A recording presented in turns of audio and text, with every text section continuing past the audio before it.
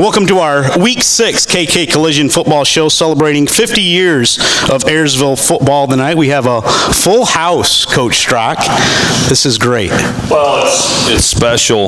It's special, and my favorite part, Lynn, before we go any further, is seeing the former players and former assistant coaches come in and greet each other, and it's like time standing still here tonight, and it's hard to believe it's been 50 years, so I'm just privileged to be part of it, and looking forward to, a couple weeks ago, we were fortunate to have St. Francis and Coach Dick Cromwell here. We're kind of reminiscing about the past. And goes back, yeah. Yeah, it's special. So we're going to go by era here. We got some of the early guys. We got some 80s guys. We got some 90s guys. We even have some 2000-ish guys in here as well. And Craig McCord, his son Jonathan McCord, Don Hammersmith, and Bill Andrus up here first with us with our first segment. Tori Strock, Lynn Grawl, looking forward to this, presented by KK Collision. First of all, guys, thank you for doing this, and thank you all you guys for stopping out tonight. We're looking... Ain't nothing better than this, I'm going to tell you that. No. No. This is fantastic. Yeah, it is. Don Hammersmith and John McCord, both former players for the Pilots. Yeah. Mr. Hammersmith, what year did you graduate, and what years did you play? I was on the 80 football team, but graduated in 81. Okay. Graduated in 97. Okay. Yep. Started this in 74, Coach McCord. Yes.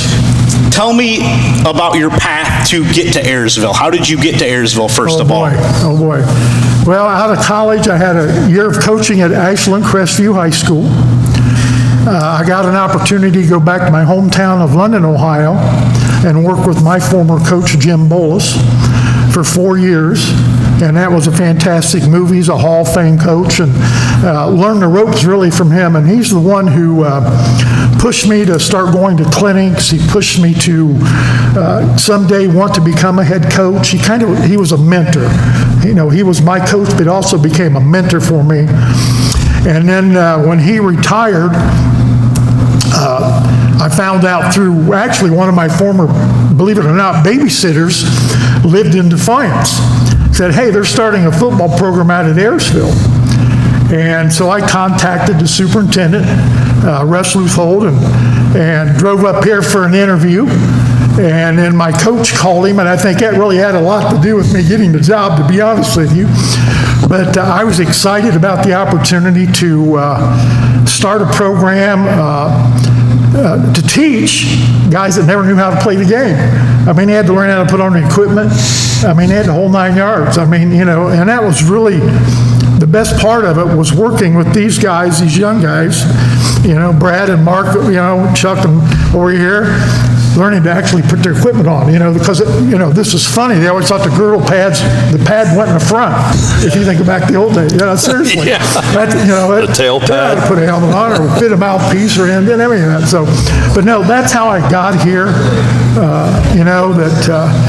had the opportunity to drive up for an interview, and I remember Bruce walking me all around, introduced me to the boosters and board members, and and that's kind of how I got to Ayersville. And I honestly never thought it'd be 50 years down the road I'd be back here, but I am. how old were you, Coach, when you were named head coach? Let's see. Gosh, 20, what would that be, 5 years out of college, so he's 26. Did you feel like you were ready for it? No. No. But at least I will say the big thing is they didn't just jump into a varsity schedule. That's the best thing that the administration did. We had a freshman schedule of 4 games. 75, we had a JV schedule of 6, and then we went to varsity. And I thought, actually, when we went to that first varsity year, we had a pretty good JV year, really pretty good. But we kind of, it was baptism by fire in 76. But that was the best thing they did, because it gave us an opportunity to lay the foundation, to get things going. And we had 4 seniors that were able to play our JV year, and they're going to be honored, Friday night with the big deal, going to be honorary captains. But, Mark played on the 76 team. He was a quarterback. But I have so much respect for that group of guys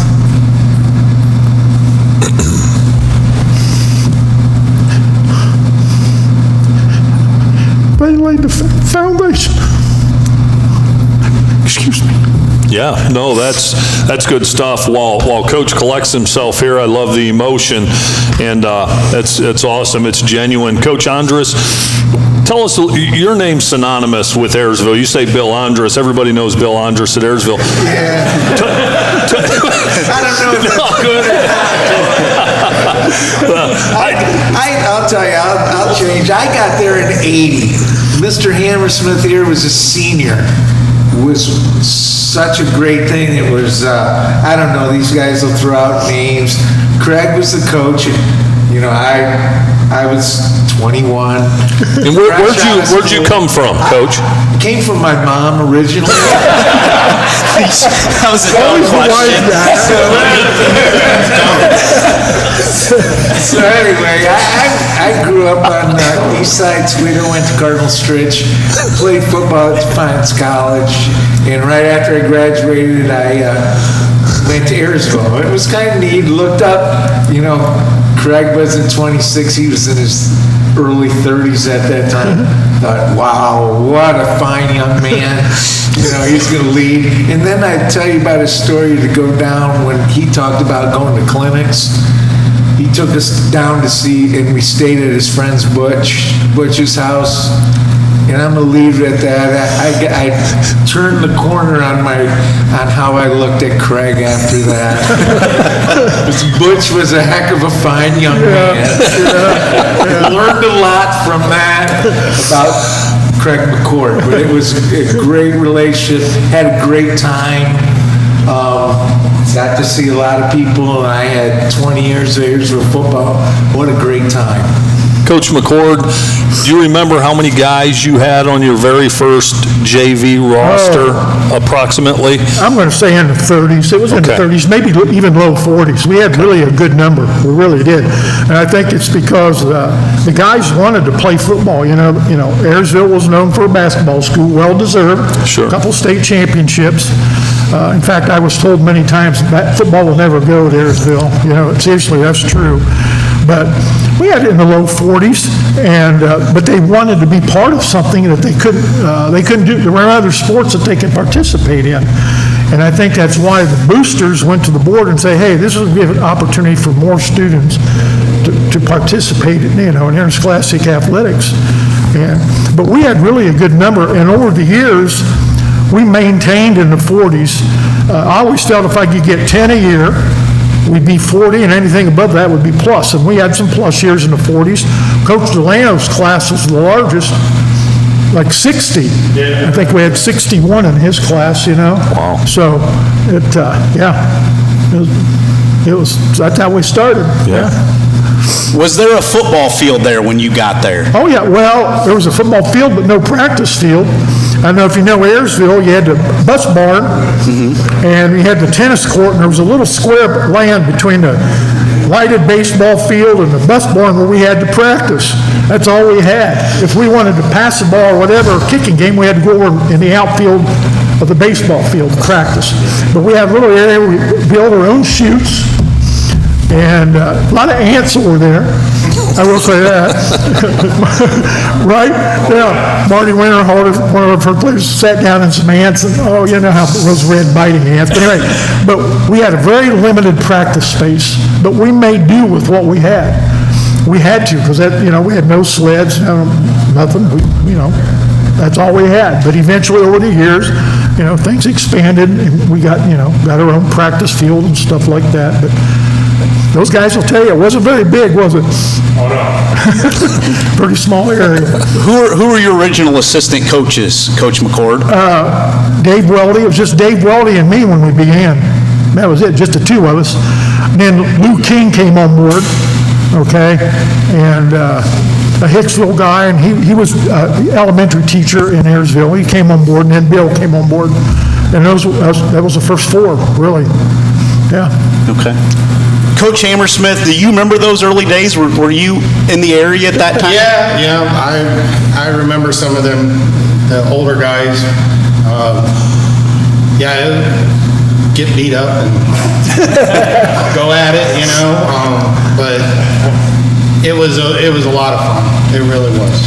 Except those cross countries, is that correct? Yeah. Cross countries were not any fun, but. You kept me a half hour late for practice every time. I'll pick it up. Yeah, every Monday. That was every Monday, yeah. Coach McCord, when you rolled into Ayersville as a young coach, did you have your mind made up, this is what I want to do offensively? I know there weren't a million schemes out there, but Yeah. this is what I want to do offensively, Yeah. this is what I want to do defensively, or did you want to kind of wait and see the hand you've been dealt? It was a hand-me-down from Coach Bolus at London. We were going to run the power eye because that was the thing in the day. That's what I knew the best. And we were going to do that, and we were going to trap. We were going to run a toss sweep. We had a little counter play, and we had about 4 running plays. That was it. But that's what I had in mind. And defensively, we were on the 52 slant angle defense and inverted the secondary, and we stayed that for years and years and years and years. Over the course, I saw so many coaches wanted to go with a flavor of the day. And I think one of the reasons we were successful is we continued to do what we knew best as coaches, and also the players believed in it because they knew we believed in it, and they executed so well. We didn't do anything fancy. Everybody knew we were going to run the trap or the toss sweep. We did have the option down the road, but everybody knew what we were going to do, but I think we out-executed them. And then we were in better shape than they were, to be honest with you. We won a lot of games in the second half. But yes, I had what we were going to do. It was going to be very simplistic because that's what I knew. I wasn't going to come in and try to coach something, teach something I didn't know anything about. When did the program, do you feel, really take off for you, Coach McCord? We made a trip down to London, Ohio. Did we do that in '77? I'm not sure when we made it. We went, no, after you, so that would have been like 79? maybe 70. We made 2 trips to London, Ohio, my hometown. They were very gracious to scrimmage us because they were the big powerhouse and we were just a little mighty mite. And we were able to spend the night at the players' homes. They put us up, the parents. Beefy was part of that group. But I think that's really when it took off because it made us tougher to go against somebody bigger that would hit you, that type deal. And I think it kind of built this fire under them that that's what we want to be. But the 2 years that we went to London to scrimmage, I think that's when it really took off from there. And, that's what I would say, yeah. John, I would like you to touch on just for a minute what it was like, because as a child growing up, all you knew was Ayersville football. I mean, you were born into it. Just in a nutshell, I mean, you could probably talk about it for hours, but in a nutshell, what was day in and day out like being Craig McCord's son growing up at Ayersville? And what year were you born? 78. 78. Okay. Blizzard year. Oh, yeah, true. Well, that's a tough question. I mean, he's a very humble man. I remember as a child, just remember him working day in and day out at the table, working on his X's and O's, being in the locker room with all these gentlemen, pretty much, especially these coaches. And I don't know if I can fully answer that question, but I just want to, just how gracious and how humbled and how great these individuals are as young men and as coaches. And I just think as a player under this man and then as a son under this man, I want to thank him as a son and as a player. I think this 50 years means a lot to him and to all these people and all the coaches, the community, and these coaches, believe it or not, mean a lot to all these we're young individuals, I should say. But that tradition they had at Ayersville and that Coach McCord started, it's one of the most unique things I've experienced and witnessed as a young individual and as I grew and was lucky enough to coach under him for a couple of years. I've taken a lot from him, from all these coaches, and I'm just thankful I had a little part. It didn't take long for him to start coming out to the practice field either. Pinhead, right, Willie? Yeah, he got a nickname of Pinhead. And it didn't take him long to come out and start being part of the team. Yeah. John, you learned some things when you're a youngster around the older guys. I was a water boy for Rex Lindgren, and I learned some interesting stuff, you know? Absolutely. Some choice words, some adult conversation here or there. But I think it makes you more well-rounded, you know what I mean? Absolutely. I do think, I will say this, when Ayersville got rolling, in hindsight and just looking back, with all the coaches he had, I thought they worked so well together. I thought with old Coach McCord being in charge, and I thought they just had a good group of, a good mix, a good mix of, like Coach Andrus, just having a good time, teaching the fundamentals. Coach McCord, keeping everything straight and narrow, but it was a good mix of everything. They had fun, they learned, and they worked hard. Who were some of your idols when you were a young buck, growing up there in the 80s? Denny Martin's in here. I remember him playing, all these guys. The Slaughters were, watching them run in so many games, the LCC game, Kurt Partee making that touchdown.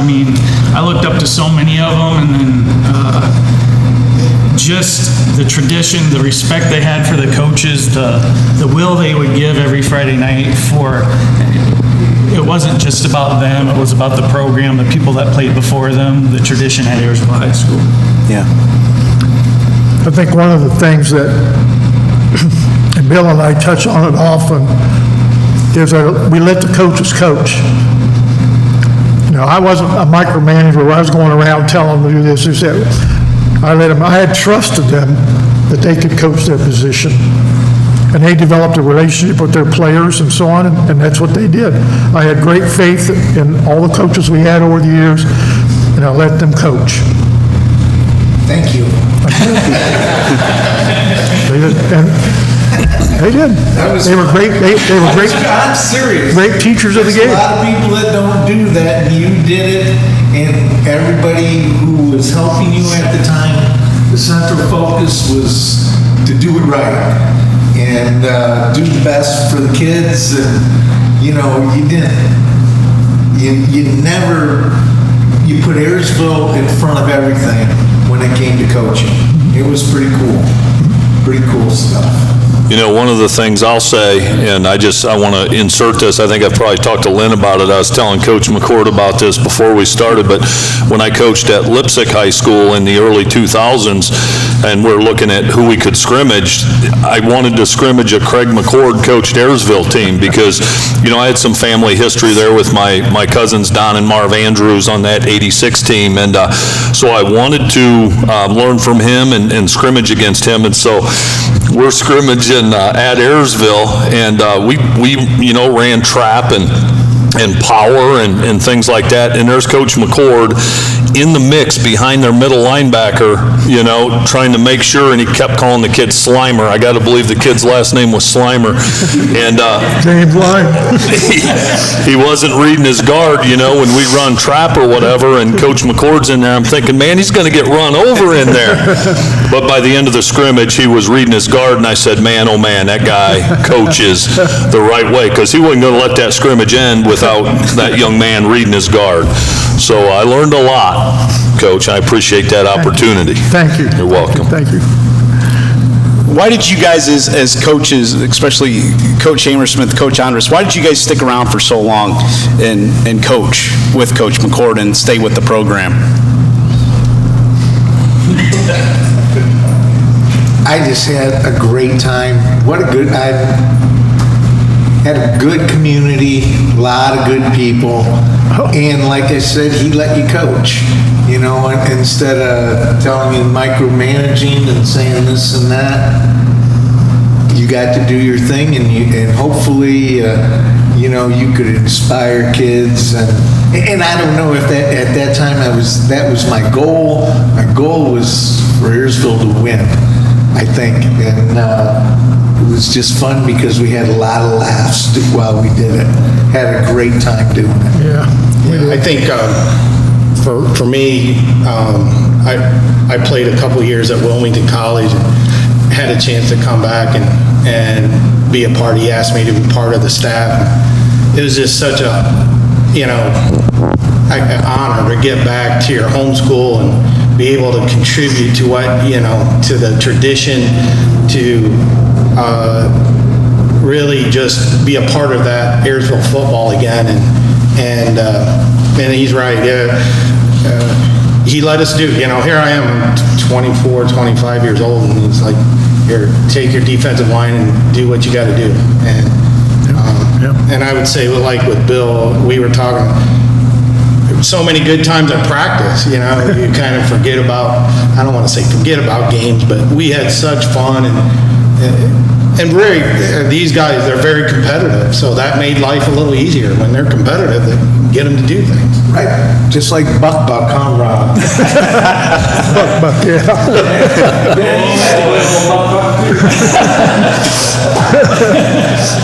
My brother still got that on cassette somewhere. At least he did. There was some wrong stuff that we did. It's probably wrong.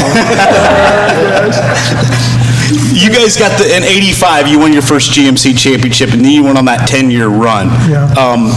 What got you there, and how did you stay there for so many years? You don't see that anymore with high school programs. Initially, Fairview and Edgerton had really the best programs in the early 80s.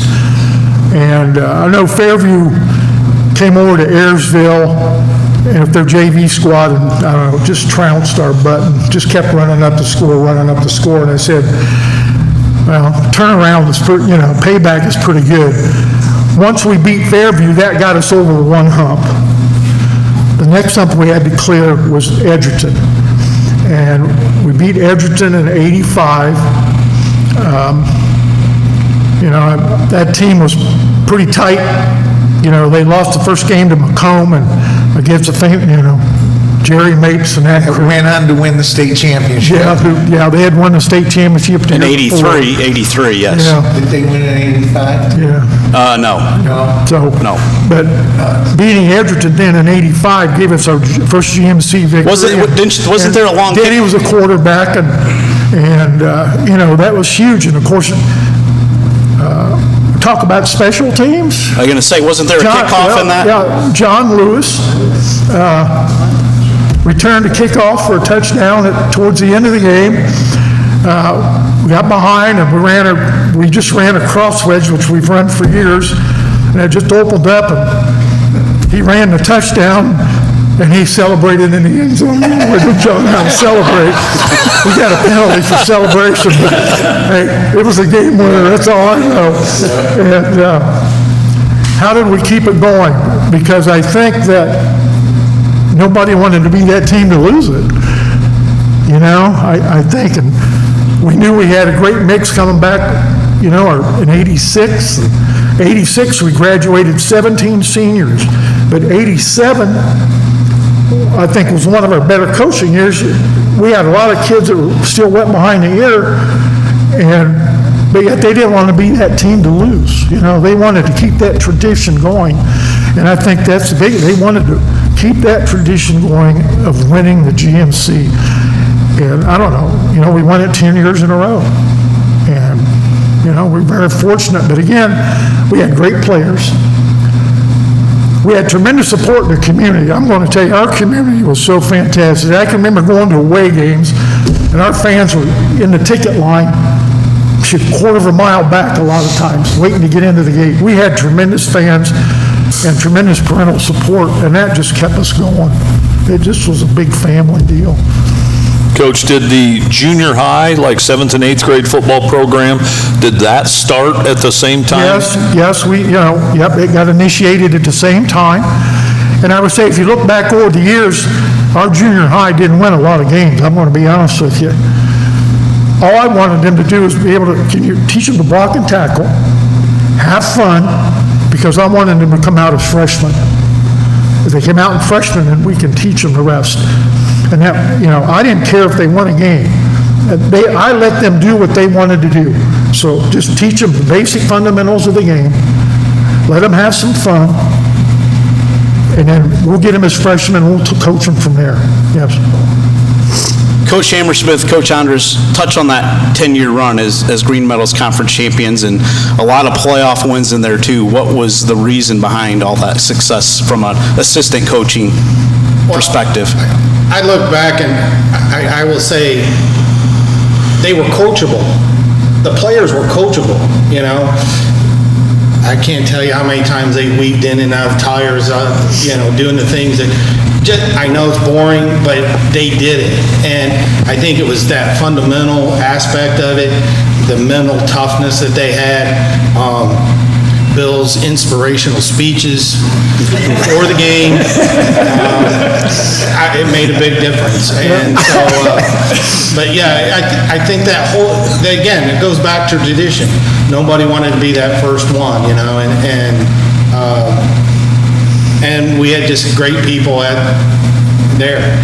Great support. Really, not only the kids in the community, but there's a lot of continuity within the system at the time. Coaches remain pretty much the same, maybe one or two would be, but it was really good that everybody was on the same page the whole time. Same system, like he said, it might not have worked at the junior high, but by the time they got to the high school, they were taught where they should be, and everybody did the right thing at the time. You know, they say, oh, we had better talent. You said that 86 team, I'm just saying some of the linemen we had were 135 pounds, but they got there, and the backs knew how to read their block, because we were going to run a trap and we were going to run a sweep, and they knew how to do it. You get that 135-pound back on somebody, they can make guard, they could make a back and make a move, and they did. So it was kind of neat. A lot of good people believed. Go ahead, I can see your head spinning here, Coach. Well, Coach McCord, if you were to coach today, as a head coach, would you have a ground-based attack, the trap, the sweep, the counter, or would you do what these guys are doing now? Honestly, I don't like the open concept. I guess I grew up in the Woody and Bo generation, and Woody always said when you pass, two things aren't good. It's either intercept it or you drop it, you know. So I guess I look at those percentages, and I'm not saying we certainly would pass more than we did, and I think towards the end of my 30 years, we did pass more. But again, I would say it would be ground-based. Yeah. Love it. We passed a lot more than Liberty Center does. I believe that. Yeah, so, you know, and again, we threw it three times. If it works, I guess if it works, why change it? That's the way I look at it, you know? If the kids can execute it, why change just to change, so.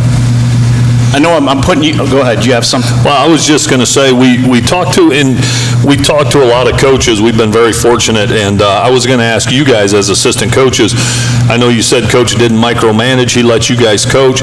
What was your favorite part of coaching? Because a lot of the older coaches we talk about actually say practice was their favorite part, even more so than games and stuff.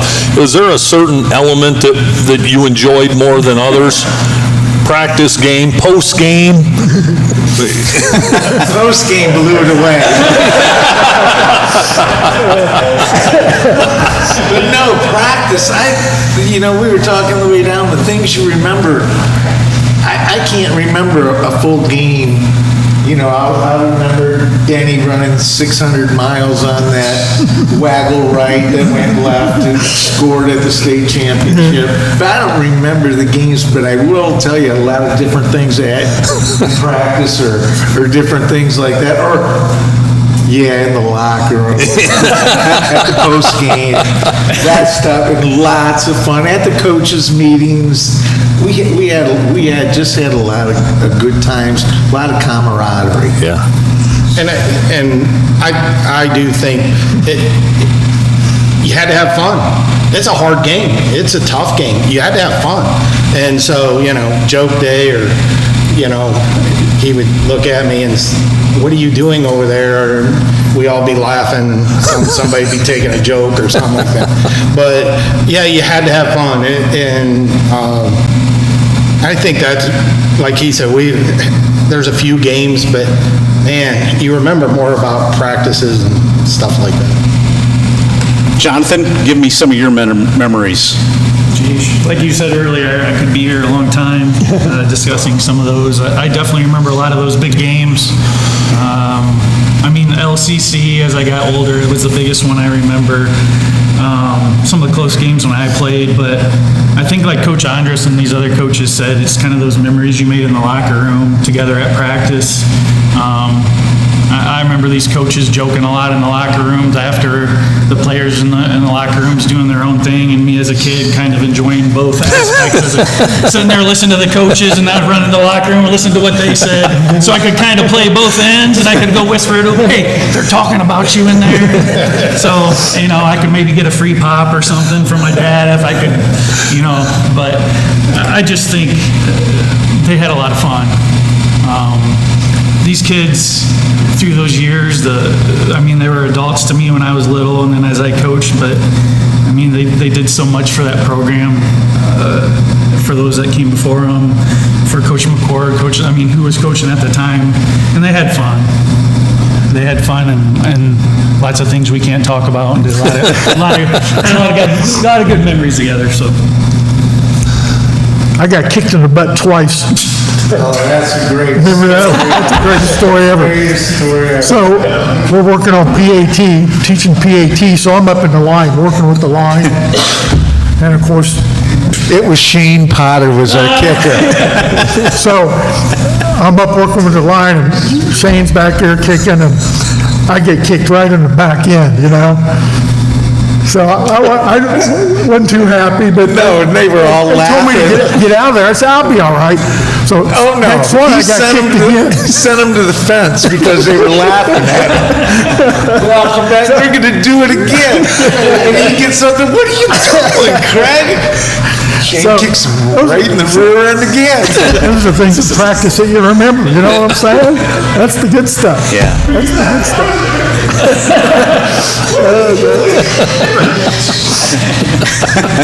It was a great one. Any games, you played in the state championship. Jonathan talked about the 89 LCC game. Games, I know I'm putting you on the spot here. Any of them stand out for you that are still special to you guys to this day? Oh, yeah, I look back at several special games. I think when we beat Hicksville for our very first victory, it was pretty special. When we won our first GMC championship in '85. Beating Mogador before we got to the state finals was pretty special. Coach O did a big cartwheel on the field. After that, that's pretty funny. And Denny and Chris went berserk out there. But, and then in the state finals, it was a great comeback, really, great comeback. And again, hindsight's 20/20. And people have always asked, why didn't you go for 2 to put us up by 7? Well, I had faith in our defense at the time because they were playing so well. But hats goes off to Newark Catholic because they were able to drive down the field and score. But again, back in those days, you couldn't stop the clock. You had to throw it out of bounds. We put a Hail Mary up, really, completed it to about the 50-yard line, but we couldn't spike the ball. By the time we got up and had to throw it out of bounds, the clock ran out. So we were hoping maybe for one more play, but, that's special. When we beat LCC, that was a pretty big game. I don't think people gave us a lot of chance to win. It was all called the plow horses against the Stallions, and they had the Stallions, there's no doubt about that. But I think we out-executed them down at the end, and that was a big game. My very last game, pretty special. Assistant coaches, any games for you that stuck out in your coaching careers or even your playing days, Mr. Hammersmith? Well, my senior year, we beat Holgate 2-0. We were not an offensive guru at the time, but it was more, you just remember that, you know, how hard that was to do, you know. And I would agree with Craig on especially the first GMC championship. That was just special. Mogador obviously was special. State championship, that was really cool for maybe not, you know, a whole different reason than just football. But yeah, those are the things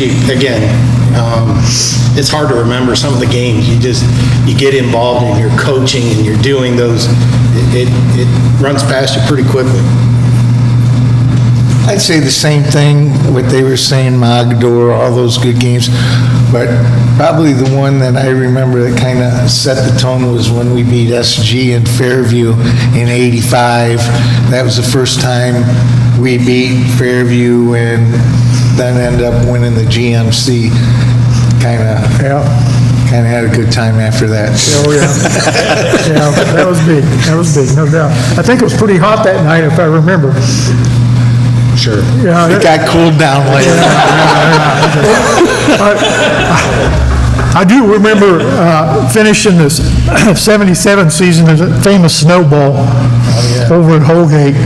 And back then, you didn't have all the equipment. So guys, you know, I told, hey, wear pantyhose.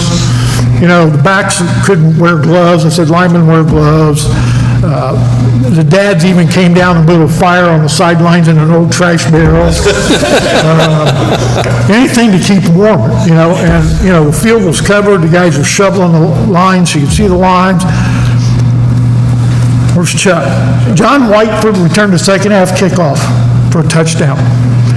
This guy over here caught the 2-point conversion on a fire call for us to win the game. But I remember the snowball, pretty bad, right? Pretty bad. My wife's still. Yeah. So there's a lot of stuff, yeah. A lot of memories.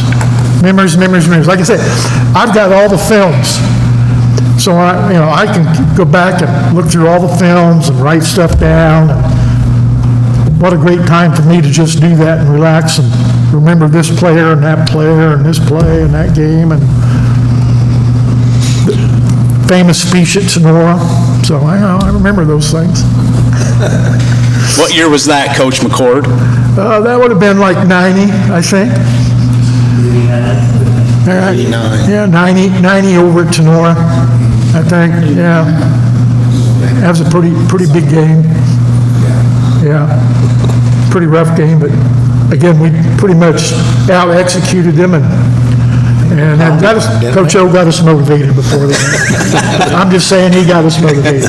He did. It was the greatest pregame speech I ever heard in my life. Wow. That's true. That's a fact. I was spitting and salivating. Guys. More than usual. Yeah. It's because I'm colorblind and can't see green. That's the real reason.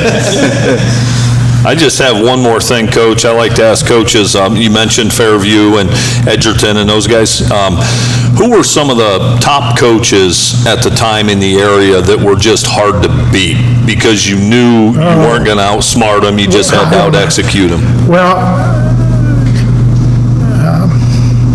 Ken Whalen at Fairview was a pretty good coach. I never beat him.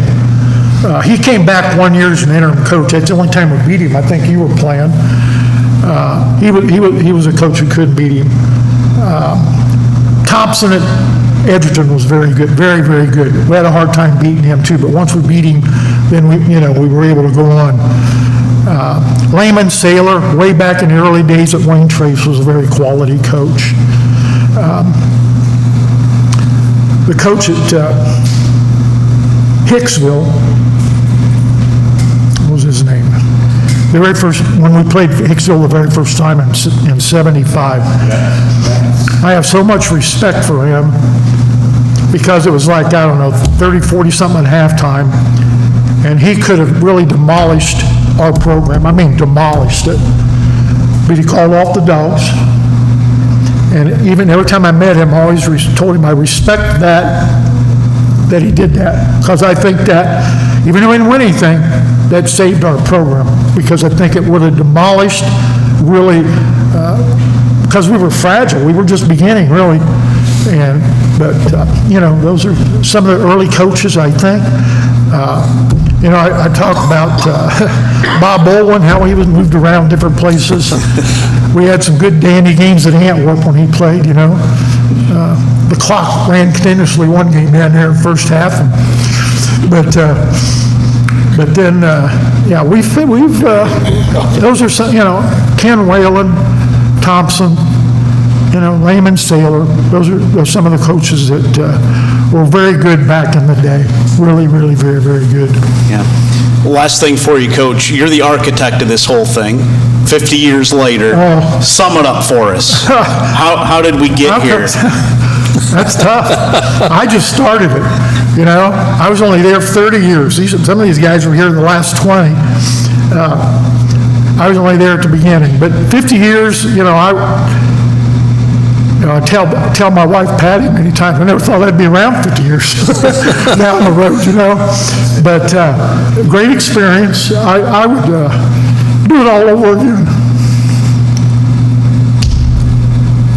Take us through Friday night and what is planned before the game, afterwards, for maybe some of the former players that are listening. Well, we always, before the game, we always went out in full pads. We did our stretching. We had a regular pregame routine. Back then, the captain of coin tosses right just before the game, so you didn't really know. We'd go back into the locker room and have a little quiet time, and we had a team prayer. They could all say it right now, too.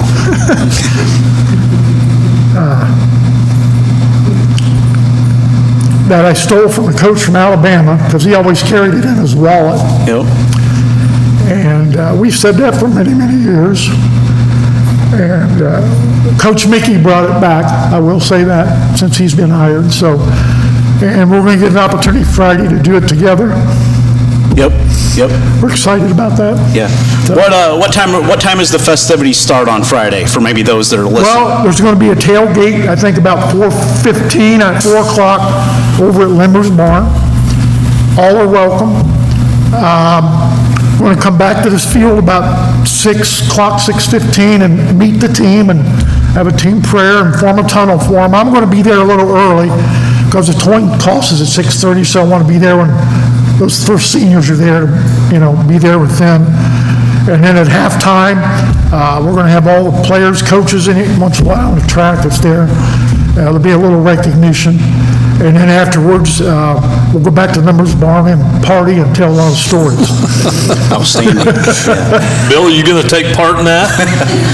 There's a good chance. There's a good chance.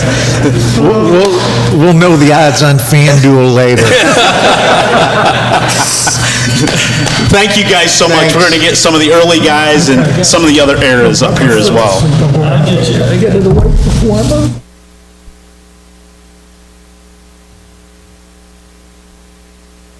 KK Collision is a leader in the auto repair industry that has been servicing Northwest Ohio's auto needs for over 27 years. We offer a fast and reliable repair option that stands above the competition. When your vehicle enters our facility, you can be assured that you have chosen the most technologically advanced repair facility in the area. KK Collision is an automotive body and mechanical shop, as well as both a light and heavy-duty towing service located in Liberty Center. Our towing services cover Northwest Ohio and the surrounding area 24 hours a day. Are you in need of a repair estimate? Visit us anytime during business hours for a free estimate at T556 Ohio 109 on the north side of Liberty Center, or call 888-533-7801 or visit our website at kkcollision.com. Welcome back to our Week 6 KK Collision Football Show, celebrating 50 years of Ayersville football. Going to bring up some of the early guys from the 70s, Mark Reynolds and Chuck Florenstyle joining us. Guys, thanks so much for stopping out here tonight. Tell us your playing years and what year you graduated at Ayersville. Okay, the playing years, I started, Coach McCord did give the history there when he came there. I think it was 74 he came. And the boosters were tremendous about getting the football program there. I remember a lot of the dads coming to the practices and just watching us have practice out there. And they made us do a season of flag football, and we could still be in other sports, because my freshman year I ran cross country also. And then we had the freshman schedule or whatever, and then the JV year, which was the first seniors there. But the first varsity season, I was the quarterback that year, and that was 76, Okay. fall 76. Chuck, give us your history. I was there the same amount of time Mark was. I pretty much carried his bag the first year. The second year, I had done something that all these guys are going to laugh about, but I'm kind of known as the person that always gets hurt doing something stupid. I was at Philmont, New Mexico, fell off a cliff, broke my elbow, so I had to miss my sophomore year. And then I played my junior and senior year, and I graduated in 78, 77 football. Okay. So when you were a little bit younger, before the program was established, did you hear rumors or rumblings that football may be on the horizon at Ayersville, or did it come as a shock to you? Hey, we're going to have a football team. No, we were pretty much in tune, just listened to the boosters' vibe on, hey, we might be getting football, and is it going to work or isn't it going to work? It went around a number of years before it came to fruition there. Yeah, it actually started, I think, in 72, because my dad was one of the first ones that donated money, along with Marv Lemaster and Mr. Diamond and all of them. All of them got together to donate the first initial funds, and I think we ended up with, I think it was somewhere around $15,000 to start the program. Wow. And, Coach was right. He had to take us all the way through learning how to put the stuff on. Mark and I will never forget, we talked about it over there when these guys were talking about, had to show them how to put gear on. Everybody knows the old famous girdle pad, where the girdle pad goes in the back. One of my teammates thought it went in the front. I'll never forget it. He walked up to Coach McCord, he goes, I don't know if this thing really fits or not. I thought he was going to fall off the swimming pool deck. I think he asked for a different size. That's true. Yeah, he had it on backwards. And to this day, I don't know how Coach ended up telling him it was on backwards, because he had tears running from everywhere. And this guy was a card, but I tell you what, he was one of the best football players I ever played with. Yeah. And Mark was probably the best athlete I ever played with. I don't know about that. I do. I think very highly of him, and just, like Coach talked about the first four. Well, in my grade, we labeled them the Four Horsemen, because you have to look, through the program and how the program got started in that. I look at that first group of seniors, they taught us character, integrity. Because let's face it, you got four seniors that they get to play a freshman schedule. They don't get to play a true varsity game. They get to play a freshman schedule. So they taught you how to tackle, how to do things the right way, knowing that they're not going to get any of the glory of it. And then you look at the seniors the following year, I look at them, and they showed me how to be persistent. They had the same situation. The only difference was they played 6 or 7 JV games. And then you get to Mark's senior year, and I apologize to him to this day, because we should have had our first win Mark's senior year, but I dropped the winning touchdown pass in the end zone at the Tenor game. Well, at the end of the game, I look at these guys as the true leaders of the program. Because the game's over with, our last game of the year. I'm thinking Mark's walking over next to you, and I'm thinking, oh my God, I get another hit now. I think Mark's gonna come over and just, lambaste me something, I hit you right between the 8 and the 1, why the heck can't you catch it? He put his arm around me and said, hey, Chuck, he says, look at it this way, we did not lose, we tied 0-0. We had a touchdown called back because we were celebrating and somebody's mouthpiece fell out. So they called it back for not having the gear all in place the way you have to do it. That was the Antwerp game. Right. And, then you turn around and, he looks at me and says, hey, look, we worked really hard for these last 4 games. And the only reason I played is because our normal tight end blew an ACL through a walkthrough. So they insert next guy up. That was coach's philosophy. So they put me into the game, and Mark hit me right between the 8 and the 1.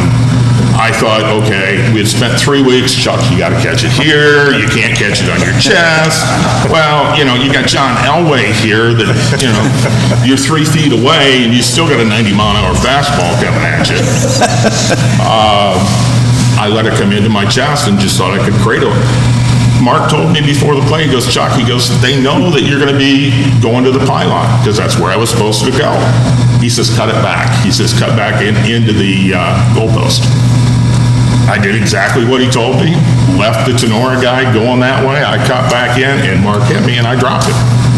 But he came up and he said, hey, look, he says, we didn't lose. We didn't win, but we didn't lose. But what I really want you to do is work this summer on your hands and what we did for the last 3 weeks and go out and get your first win next year, which was my senior year. Mm-hmm. And then we went out and beat Hicksville 10-0 in that first game, and I caught the pass that got us the first down on the 2-yard line, and then Eddie Earl took it in 3 plays later and got the first score. And then I also caught the pass that got Dave Greer to the point where he could kick the field goal. So, these guys taught us leadership. Yeah. And it just went from there. I mean, we ended up 7-3 my senior year. We were known as the Cinderella team, is what they put us through in the newspaper and everything. And I do remember the Holgate game. I mean, 6 inches of snow. Everybody else on the team gets to wear gloves and that, so I asked Coach, after I had to run back into the locker room to get my shoulder pads, because I forgot those, or I think they were kind of important to have that game. And I said, you're seriously telling me? I said, you throw the ball 3 times a game, and I'm playing tight end, and you're telling me I got to put my hands up? Yeah, because you're a receiver, somebody's going to be touching the ball, so yeah, you can't wear gloves. He was right. It was freezing out there. But, I caught a touchdown pass in that game. I caught the 2-point conversion in that game. And we threw one other time. Wow. But it's like he said, he would flat out tell other coaches, I'll give you my playbook. I'll tell you the play I'm going to run. You outperform us and you can stop us. They couldn't outperform us that year. Yeah. Did you guys play football on the playground before football came to Ayersville, or was it basketball and other sports at the time?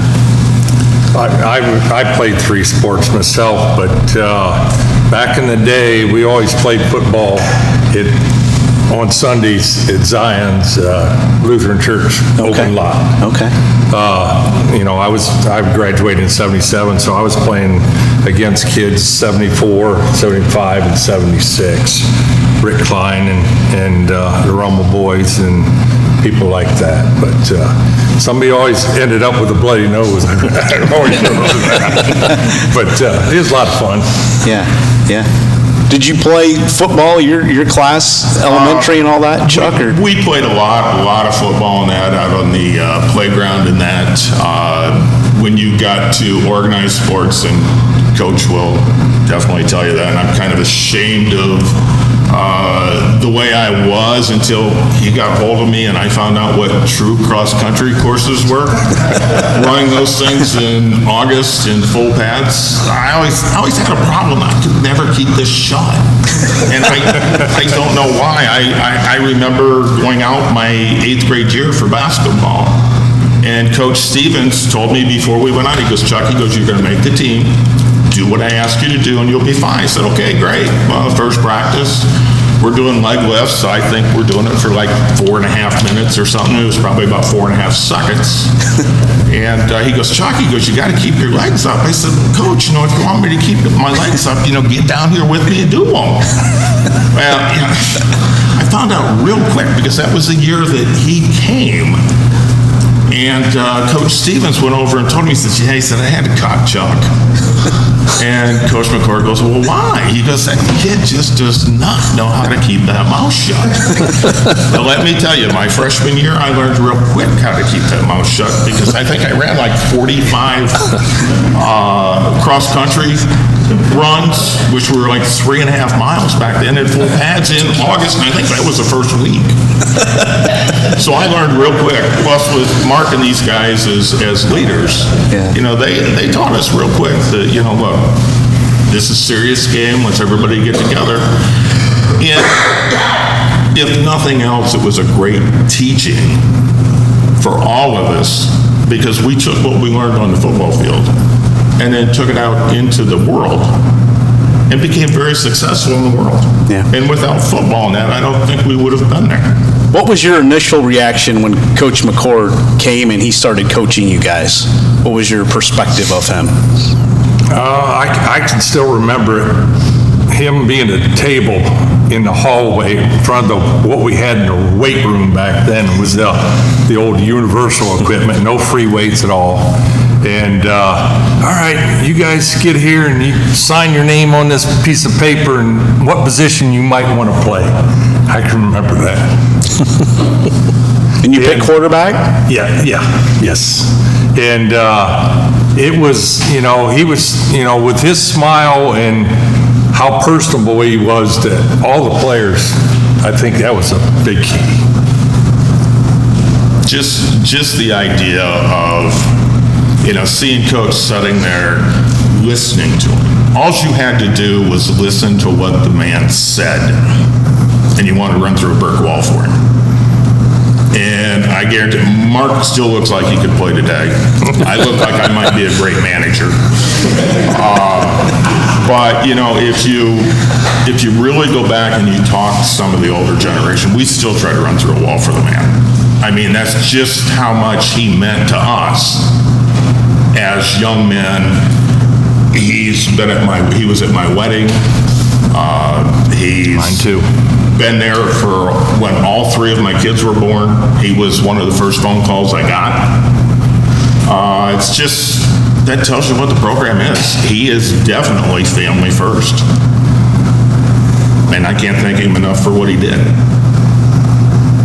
After I graduated, I followed the team for numbers of years, and I saw a big improvement the second year.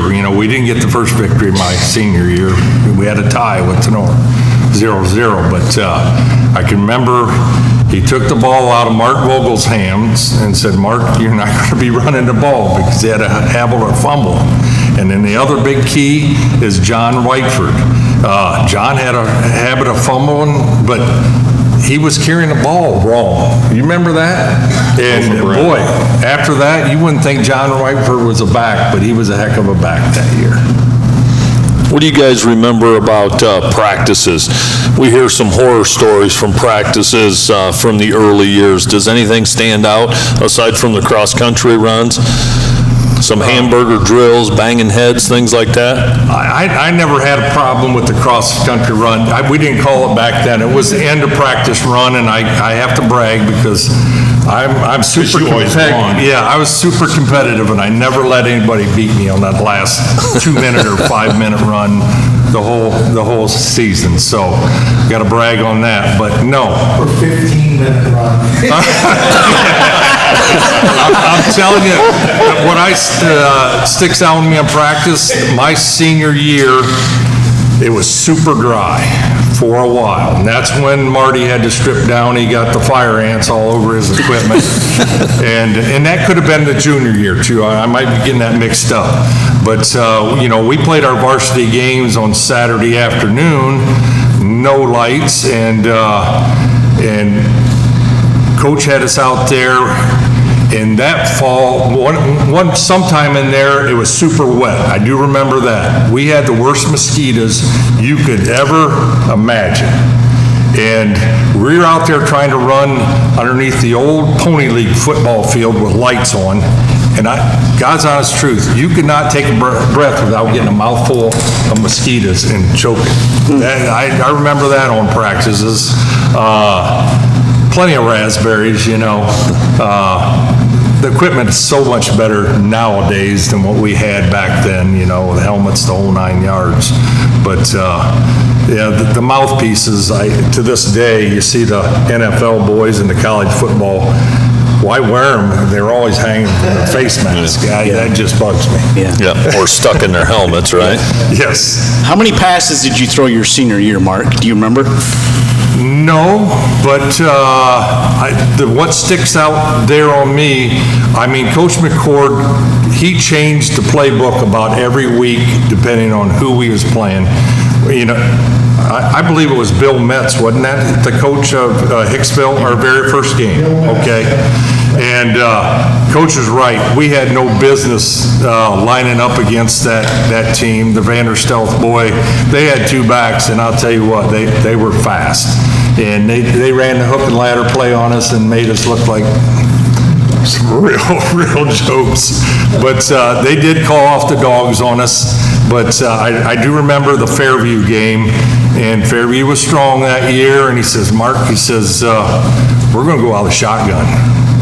And I think I threw the ball, I might be wrong here, I think I threw the ball 40 times that game.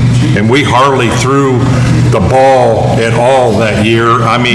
We would do it maybe 10, 12 times a game, But Mike Dockery, we was back to a class reunion here just last year. Mike come up to me, and Mark, he says, I got to tell you this, and I think you broke 3 fingers of my hands that senior year, because I did. I probably threw the ball too hard, and maybe that's why you dropped it. John Elway had nothing on you. I could sling it pretty hard. Guys, tell me about you guys being kind of pioneers, being in on the ground floor of this thing.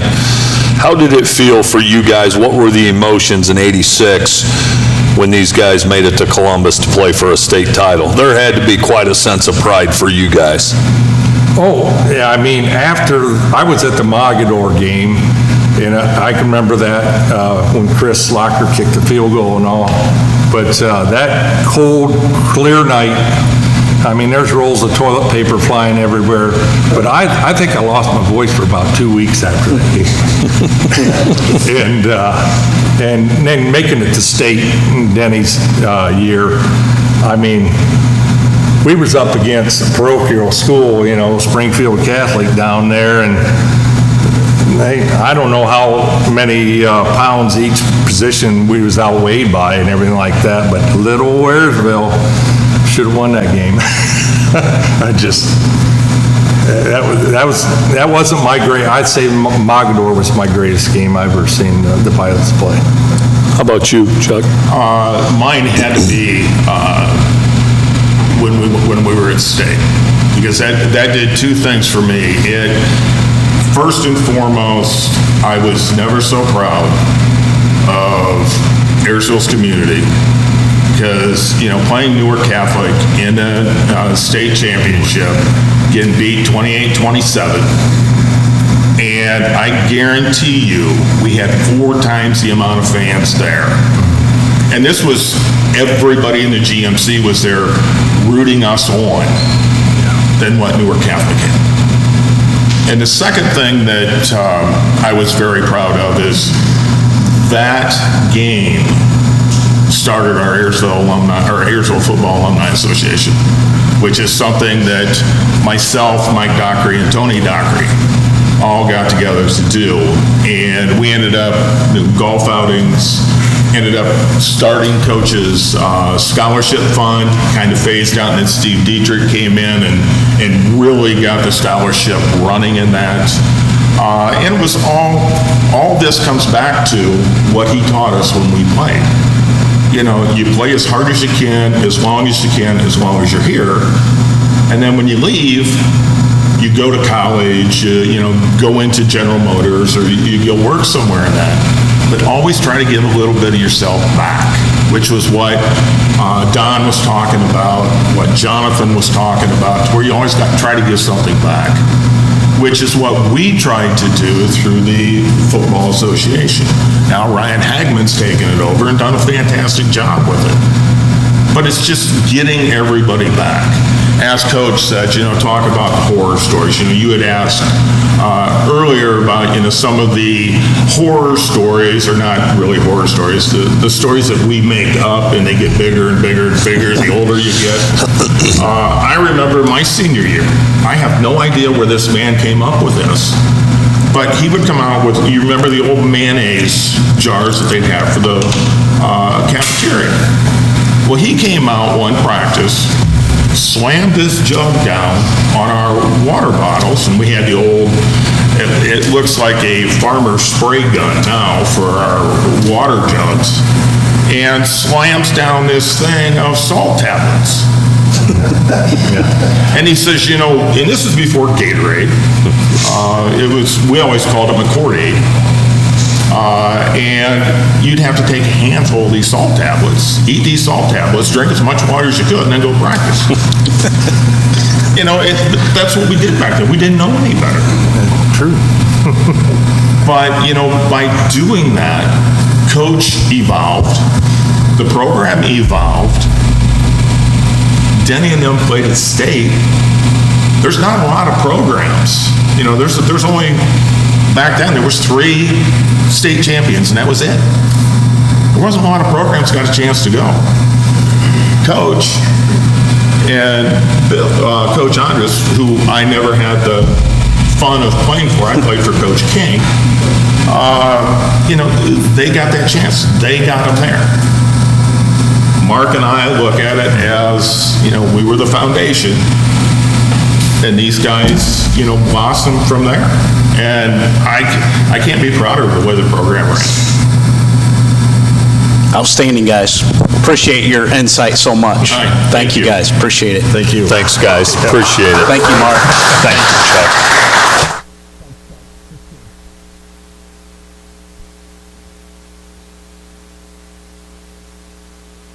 D&M2 Tires and Service is an auto repair shop and tire dealer serving Delta and the surrounding communities. They offer a variety of automotive repair and tire services to keep your vehicle rolling. In everything we do, our team is committed to providing the best workmanship and customer experience possible. Visit them at 6946 Road 5 in Delta during business hours of 8 a.m. to 5 p.m. Monday through Friday and 8 a.m. to noon on Saturdays. Or browse their catalog at dm2tire.com. High school seniors, uncertain that college is right for you? Concerned about the cost of higher education? At the Gherkin Companies, we offer rewarding livelihoods even without a degree. That's a good living straight out of high school with no tuition debt. Starting pay between recent college grads and those with high school diplomas is closer than you might think. So if you enjoy teamwork, working outdoors, and being part of something meaningful, consider your options at gherkincompanies.com/careers. Welcome back to our Week 6 KK Collision Football Show, celebrating 50 years of Ayersville football, joined out by the 80s generation here, the 1980s guys, Denny Martin, Brad Schlochter, David Delano, and Rob Giesecke joining us. Now, thank you guys so much for stopping out tonight. We appreciate it. Go ahead, Coach Strock. No, I'm in awe here, man. Well, I know you're sitting by your idol here. I am. I've talked about it enough on the podcast. Denny's heard all the stories, but as I said, I had a couple cousins on that 86 team, Don and Marv Andrews. I think Donald was a sophomore. I think Marv was a senior. So I was just a little snot-nosed 10-year-old from Liberty Center, and I got to go with my aunt and uncle to all of the games. I think we started at Loose Field in the Point against Woodmore is where it started, and I just couldn't wait during school that whole week to go to the Ayersville game on Friday night, and then all the way down to the Horseshoe. And I remember it well, and my first football idol was number 12, Denny Martin. And I'd tell my buddies about it at school, and they're like, who the hell's Denny Martin, And I remember that. I tried to emulate him on the playground, tried to do the things he did. It even runs deeper than I've said on the podcast and stuff. I mean, could have you even ran 88 yards back in your day? I couldn't tonight, I'll tell you that. But I tried to, and then not just Denny, but I just remember, Lynn's brother Andy, who I've gotten to spend a lot of quality time with over the years, and Phil Gurley, and like I said, my cousins, and Chris Schlochter. I remember all those guys, and it just inspired me, to want to grow up and be a football player, and it really started with that 86 Ayersville team, man. And so this is real special to me. And then, like I said, Coach McCord, just a consummate gentleman as a young coach growing up. So I'm just tickled to death to be part of this tonight. Yeah. Denny and Rob were both part of the 86 state runner-up team. Brad, what year did you graduate? Graduated 85, played 85, okay. And David? 89, played 89, 88. okay. What was it like for you guys? Because, Brad, you kind of started after the guys that we just talked to in the beginning. Did you have some idols or people that you looked up to from those early 70s teams? Do you remember those Dave days? Temple. I remember seeing him walk through the hallway. He was real he lifted weights all the time. And still, this day, I remember Dave Temple. Yeah. He was a running back for us, and he was lifted a lot of weights. Go ahead, the rest of you. Did you have some guys that you looked up to when you were youngsters? I think the coaches even made us think of Dave Temple. I mean, every time they would say, Dave Temple, he'd run 100 yards every time he touched the ball. Well, Dave Temple had his lineman out there running in the field to help him block them. And I'm like, what the frick, Dave Temple? So before we knew it, it was Dave Temple.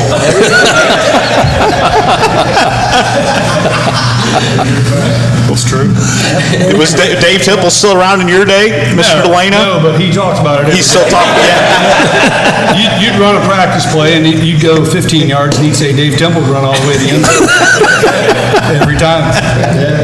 I think it's true, it's true. I think our kindergarten, Rob and I's year of kindergarten was the year that it started, 74, 75 we were in kindergarten. So, and for the first, 7 or 8 years, they played at 2 o'clock on Saturdays. During the day, they didn't have lights, so we'd be out there early on Saturday to watch, whether it was Dave Temple in the late 70s, and Jimmy Hunt, and then so many great names that there were. And so we're starting at kindergarten up through elementary, and then we get into middle school, and you're playing out at recess all the time and smearing everybody, and it was just a great time to. It's almost like we grew with the program, because we started in kindergarten the same year that they started the actual program, and as the team developed every year, we were getting older, and we could see what they were doing out there, and it was just really neat to see. They had better games behind the bleachers. Oh, yeah. Was football number one for you guys once football started in the 70s, or were there other sports that were more important to you, or was it football? Football was it for me. Yeah, for sure. Basketball was, like you said, basketball was what you did at Ayersville before football started. But definitely football was, I think, all of our love anyway. Talk about what you remember as far as the community support goes, because these guys alluded to it a little bit. I just remember Ayersville being bananas and those stands being full, and it was crazy. Lynn and I talk about this on Friday nights often. You see it sometimes, over here you see it from time to time, but you just don't see it with live streaming and all the different sources out there now. You just don't see it like you used to, 5 deep, all the way around the field and things like that. Talk about what you remember about the Ayersville community. They always followed us. I had 3 boys go through the program after coach, and I explained to them, I said, you guys don't understand how it used to be. Like you said, they'd be 3, 4 deep all the way around that fence, stands full. There wasn't anywhere to be. It was phenomenal.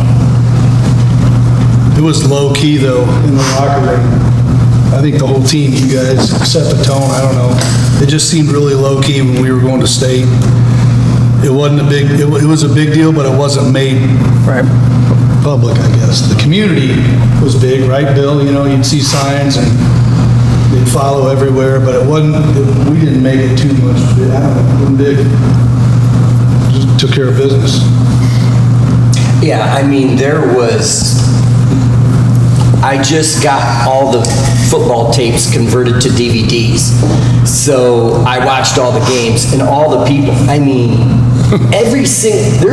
When they said last one turned lights out in Ayersville, there was nobody. If you wanted to go steal some things at some houses, go to Ayersville on a Friday night because everybody's out. They're gone. Was there when you guys are a little bit younger than Brad, but you were playing when he was playing, but was there a win in the early 80s that really juvenated you guys to kind of start that run that you started in 85 through 94? I would say the Fairview game our freshman year, and Denny made a big hit and caused a fumble that game. Us beating Fairview for the first time, I think that then was the stepping stone that, we finally beat them. And that was a big, in my mind, was a big event there. Okay. Yeah, for sure. That, number one, in our book anyway, just how that never beating Fairview before, and then getting to see that senior class, because they'd gotten beat 3 years in a row, and then to see how happy they were that they were finally able to beat them. And we were freshmen. It was pretty neat. And you had Macomb, who won state in 83. Holgate was right there in 84. Edgerton, 83, went to the playoffs. Is that right? Somewhere in there, 82, 83. You were playing some pretty good juggernauts back in the day when only 4 got into the playoffs. Yeah, I think that when we started that Macomb series as our very first non-conference game, I think for how many years straight, whoever won that game made the playoffs. And it was always a slugfest, a lot of great athletes on both sides, and sometimes they made more plays than we did, sometimes we made more plays than they did, and it was just a great battle every game. And that Jerry Mapes, when we saw him, probably one of the best athletes we've seen. Yeah. Talk about practice a little bit, guys, what you remember from practice. Some of those practices back in the 80s, they were pretty nasty. Did you do a lot of hitting? Was it more fundamentals? Denny, as a quarterback, did you have to get into the hamburger drills and things, or did coach kind of hold you out? I'll start off by saying my coach on both sides of the ball was that guy right there, Mr. Bill Andres. So he ran a great practice, and it didn't matter if you were a quarterback, you had to participate in all those drills. Whether I liked it or not, I had to participate in all those drills. And Phil Gurley, I think my head still rings, because I always had to match up with Phil Gurley, and he had to give me at least 15 concussions every year. Yeah, right. But no, it's being able to play for Coach Anders on both sides, as defensive back and then as quarterback. Which my junior and senior year, I just played quarterback and returned punts. I didn't play much defense, but just being with him and how he taught everybody the fundamentals, and you had fun, but you knew he was coaching you up, and at the end of the day, he loved you, but he made sure you worked hard, and it was just a great time. Guys, any recollections from practice? It was very regimented. We had groups. You went through practice, and you got done, you ran. We were out there at 8 o'clock at night. We practiced hard, we practiced intense, and it was very regimented. Do you remember anything? I remember getting my butt kicked by Slacker because he was in my defensive group. Had so many concussions now, Tori, they call me Jellyhead. Jellyhead. Anybody sees, they call me Jellyhead. Had a couple concussions, junior year, maybe one or two. Senior year that you just kind of don't talk about. Did they ever put you in protocol for the concussion protocol? Yes, boats were sailing one day in practice. Yeah, but what I do remember most about Coach was always going to be the technician on how to do your blocking and where your head should be, and then in practices were crappy because they made you work. But what I do like about it is the assistant coaches. Mr. Andres, he is going to be the guy that is going to make it fun. So we may look over, we're running plays, look over, Mr. Andres has a dude on the ground just wrenching the heck out of him because he mouthed off to him. So he's down on the ground beating somebody's butt. And then we go back to practice, and it was constant every day. Somebody is getting their butt beat by Coach Andres. Until the day we moved his Chevy Love pickup, about 10 of us, moved it so he didn't know where it was when we come out of the locker room. Oh my gosh, and we pay for that. Oh, yeah, we didn't do that again. It's because I locked it. I learned my lesson. What was the punishment for that? Can you divulge? Oh, I can't remember how many fence busters that was, but yeah, that was cross country's constant. Was it worth it? That was worth it. There's some things that are, but that was worth it. Rob was one of the very few people that loved the cross countries. Yeah. Kind of like Mark was talking.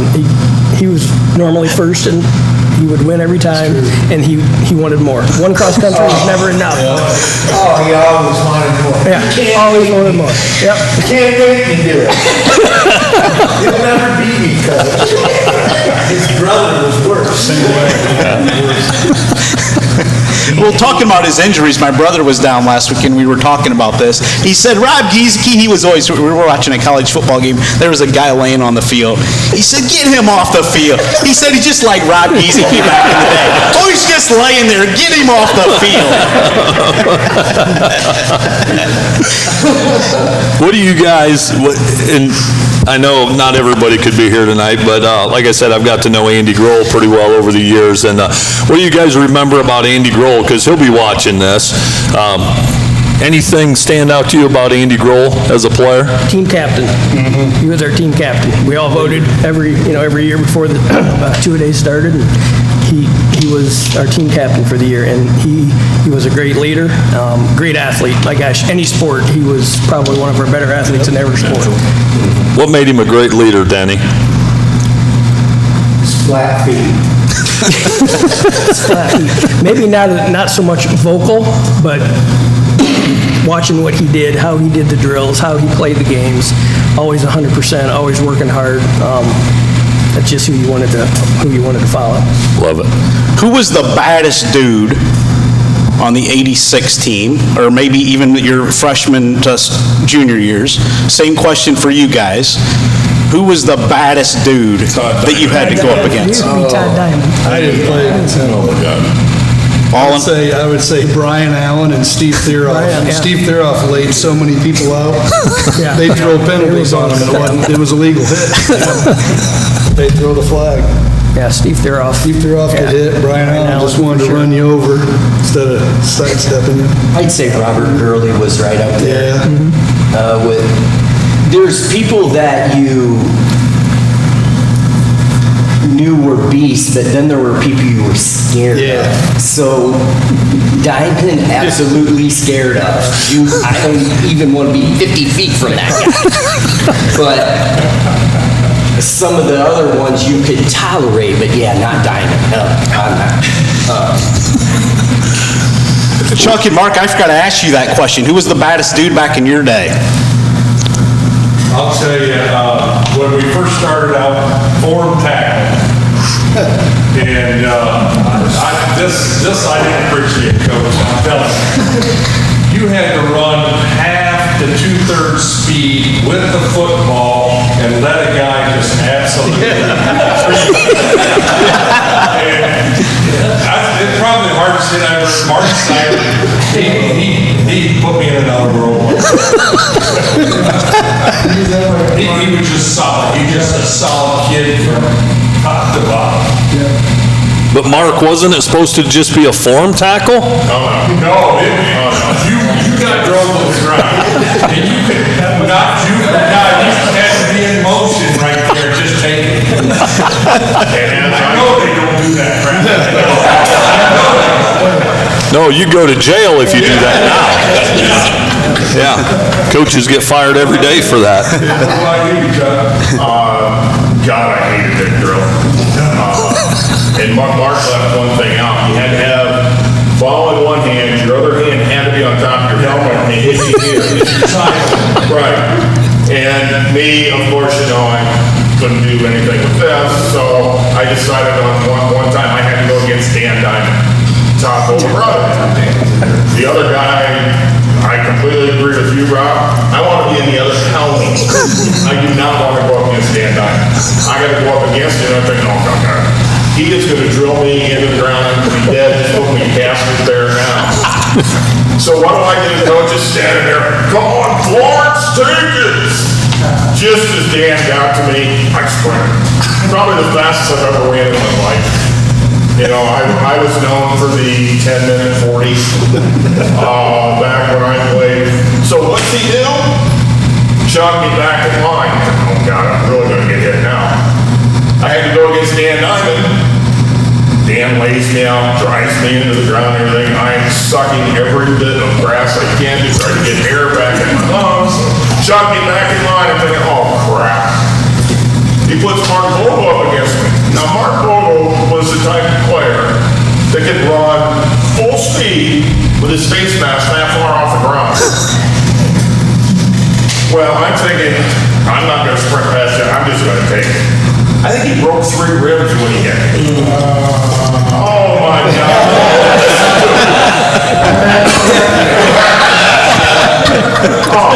I'm just back here the typical side, but I tell you what, I got lit up by those two that game. I didn't want to come back. I want to ask you about the '86 season. And Dave, were you a freshman? Sophomore. Going into that year, you'd never been to the playoffs. You just won the GMC. Did you guys think you had a chance to have a special season? And you had a brother on that team, Brad. I mean, and you had these guys, as underclassmen when you played. Did you foresee what was going to happen that year? Okay, I'll go. Go ahead, Brad. I picked this because we lost 4 great guys. We lost Burns, who was our center, who was very strong. We lost Allen, who was a running back, would spell Denny at quarterback sometimes, and linebacker. And we had Theroff, who was linebacker, tailback, and Bobby Freilich, who was a great fullback and awesome nose guard. So I picked this to go 7-3 when we're writing down our goals, maybe win the GMC. Who did you have beating you? Probably Edgerton, maybe Fairview, and then Macomb. So then I'm thinking our first day, we get our linemen, Mr. Finn and Mr. Bowles, get in a fight right in the locker room. We're breaking it up, and I said, this is first day of practice. I said, what the heck is this crap show? And I don't know, but I think it brought us closer together somehow. It was almost like that fight made everybody focus then. It was unbelievable. You went from... They were tight. That senior group was very, very close. Yeah. I think. And I think they still are today. Yeah. Denny, what did you think your record would be that year? Yeah, I was going to bring that up at some point. Really just what Rob said there. I mean, our junior year, having guys like Bob Freilich, Steve Theroff, Brian Allen, Eric Guilford, I mean, those guys set great examples and were able to be the senior class that got the first GMC championship. And seeing what they did and just kind of following their, how they practiced and then we came to our senior year, and we had 16, 17 of us, and there was a lot of us, and a lot of us played as juniors, and so we had a little bit of playing experience, but we knew Macomb, we knew everybody was going to be tough. There really wasn't, in the GMC, there wasn't going to be a gimme win, and so we had to bring it every night. And those first two, Macomb and Fairview, coming out of there 2-0, I think that's when we thought, okay, we have a chance here to win some more. And then the last three was Wayne Trace, Tenora, and Edgerton, and we knew those were going to be really tough. So it was. I don't think we knew that early on that we could have run the table 10-0 and get into the playoffs. As a matter of fact, we never really talked about the playoffs. I never heard of the Harbin system at all until we found out we made the playoffs. It was just take every game one at a time, prepare and win that game and move on. Brad, did you foresee that class doing what they did when they were? Honestly, no, they were good, but you couldn't predict that. Macomb was so good. Jerry Mapes was just phenomenal. They performed quite a feat. David, as a young guy on that team, what was the makeup of them and what made them so special in your mind? And I mean, like I said, the senior class to us, my freshman year, you're right, I was scared of Brian Allen and Steve Thiroff. I thought they were going to kill me every day because I had to be in linebacker. Yeah. And they were tough. They were some badass dudes. And but I think that started it. Like everybody says, 85, we won it. And then these guys, I vaguely remember that fight, whatever it was. But they were so close. That 87 graduating class was so close. And we knew. You had your job to do, and you just did it. You just got in line and you did it. I don't know, it's just the way it was, but they were a close group, and I would say all of them were a great group of leaders. I can't think of one that wasn't, honestly. were you in awe getting into the playoffs? Was it, you never been there, you guys mentioned you never even thought about it. Was it intimidating at all for you guys once you got into the playoffs? I don't think we really knew what to expect, because after beating Edgerton, it was such a relief to beat those guys, because they had a bunch of studs on that team that year. Running backs, quarterback was decent, Flagel, Radaball. Yeah, Davis, the tight end. Big Mogul. He was a monster. But once we got there, we didn't know what to expect, because you're playing these teams year in and year out, and now you're playing somebody like Woodmore. You know where they were from. Woodmore, what are they? You didn't really have a clue. So you couldn't even really be scared of anybody. You didn't know. Coach always said, put their doggone pants on one leg at a time, just like you do. And it was just amazing how we just kind of ran through the first couple games. And then you run into Mogador, traditional power. You had some interceptions, Denny. I think that game probably was my worst game that I played in. It shouldn't have been as close as it was. I gave him two free touchdowns. As a matter of fact, your cousin kind of got my head screwed on right after that. After that, it was pretty brutal there. After that second one, it happened in the third. I had to laugh. We still laugh about it too. After that second interception, I threw for a touchdown, and I'm pouting, walking off the sideline. I'm pissed. I'm mad, and there's Marv on the sideline. And Marv is, again, another one of those leaders that wasn't real vocal, but he played a ferocious game at nose guard, and you just followed his example of how he led by how he played. But boy, he came up and grabbed me by the face mask. It's right after the kick extra point, so I was walking off and just shaking my head and just walking off real slow, and he came up and grabbed onto my face mask, and he says, "You better get your head out of your butt." He actually said something different. "You better get your head out of your butt, because we got another quarter to go, and you just need to show up." And I'm like, "Marv, I don't even remember what I said, but he slapped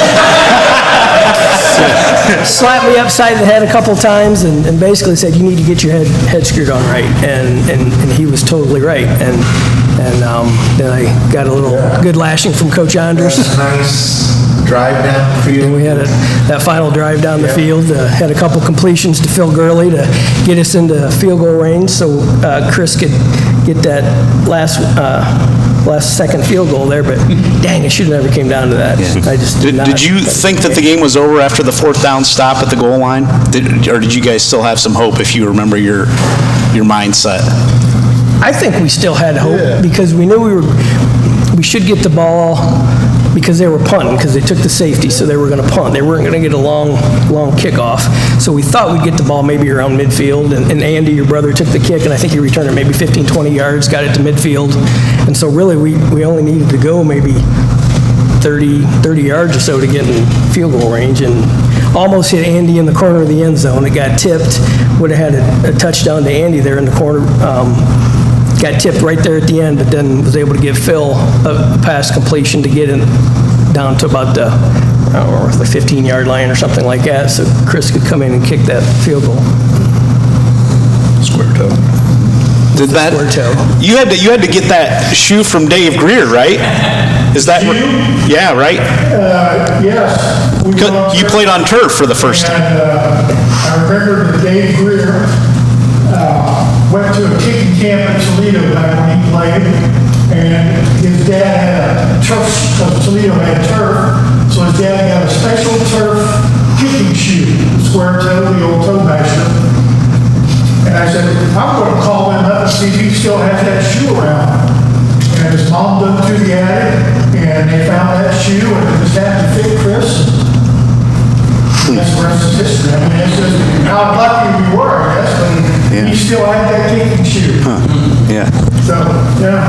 So I don't know, Tori, if you remember being a young pup, but if you see in the Mogador game, Chris, he goes in for a touchdown, and then they run the shoe out on the field to him. He's trying to change shoes as the play clock is going. Yeah. He's got to hurry up, get it tied up around the shin and everything, and then kicks it. I don't know how much time we actually have by the time all that's done, but as I'm watching that now, that's a little nerve-wracking as he's got to put that shoe on and tie it all up like that. Under pressure. Yeah. Did you think he was going to make it? Because I don't know that he kicked any field goals that year, did he, the whole year? Other than extra points, I don't remember a field goal, maybe one. I think everything was happening so fast. I didn't really think about it. When he kicked it, I did. I could sometimes when you feel it kicks out of your hand, you know whether he hit it good and solid. And I knew he hit it good and solid, and as long as it was straight. And it was. Brad, where was your mind at when he was kicking that? At the end of that game, though, they stopped us on a fourth down score, so the ball's on about the 1 yard line. They run two plays. We put our goal line defense in. We take timeout. On the third down, they took a safety, which saved us a timeout. Yeah. So they took a safety and they kicked us, so we had to get field position. And I still don't know why he did that, but I guess whatever. But it saved us a timeout, which we were able to use. Mark get close enough to kick a field goal. And Beefield tell you a lot of Mogador people left the game. Right? Yeah, my dad stopped at a McDonald's, and they go, "Oh, we're so sorry, you guys lost," and they go, "No, we won." And they're like, "What?" That's true.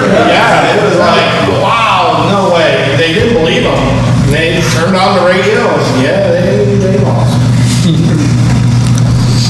Denny, I want you to touch on your 88-yard run at State. Take me through that play and what you remember when you ran about 500 yards.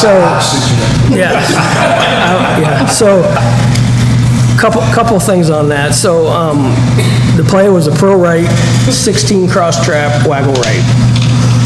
And so it was a fake to two backs crossing in the backfield, and then I'd roll out in a waggle out to the right-hand side.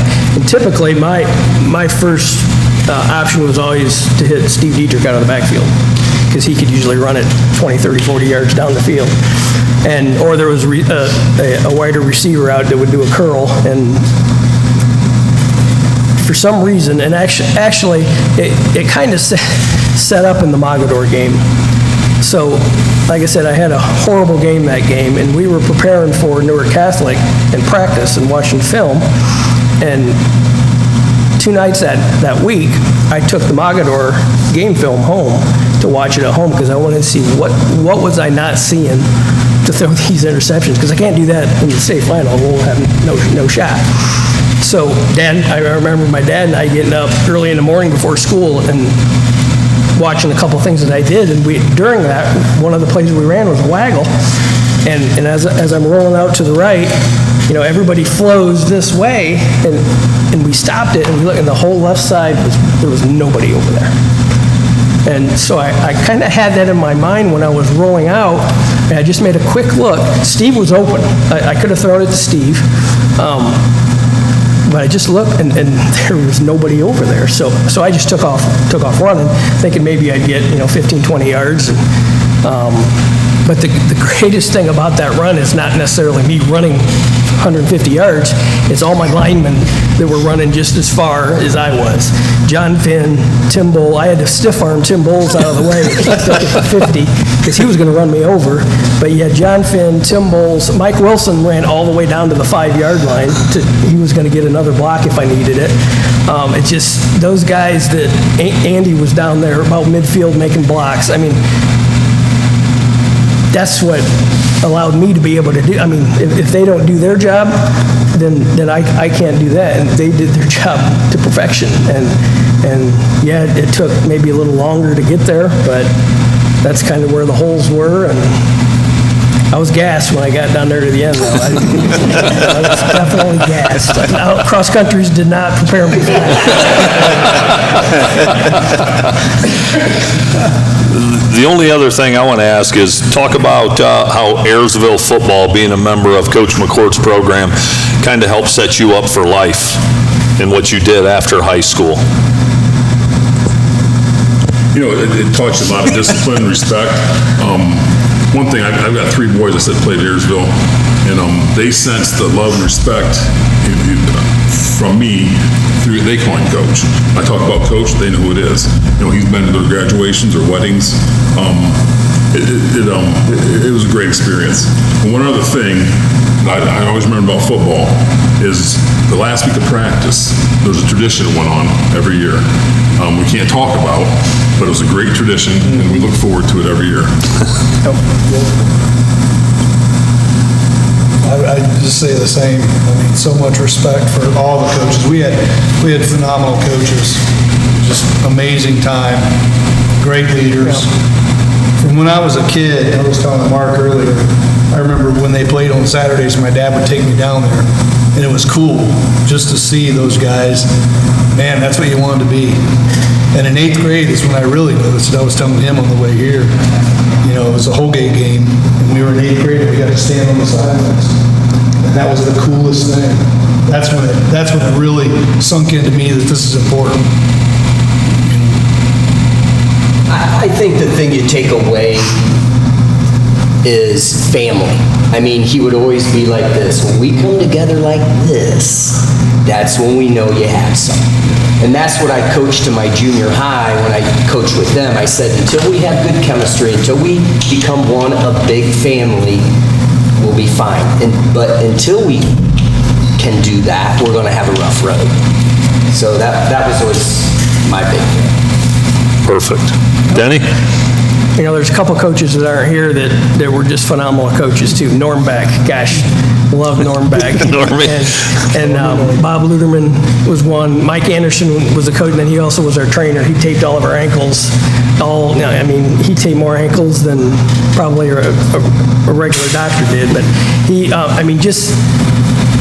just the leadership that those coaches showed. I think they said it before, you'd try to run through a brick wall with them. And you just always fighting, the world's not sometimes the greatest place in the world, or not the greatest place to be in, but you know what, you got to keep fighting, and things will look up. You just got to keep working hard, and a lot of that was instilled by that man right over there. Outstanding. Appreciate it, guys. Thank you so much. What do you think of that Indians sweatshirt he's got on there, Strat? It's vintage. Oh, yeah. It's vintage. It doesn't say Guardians, does it?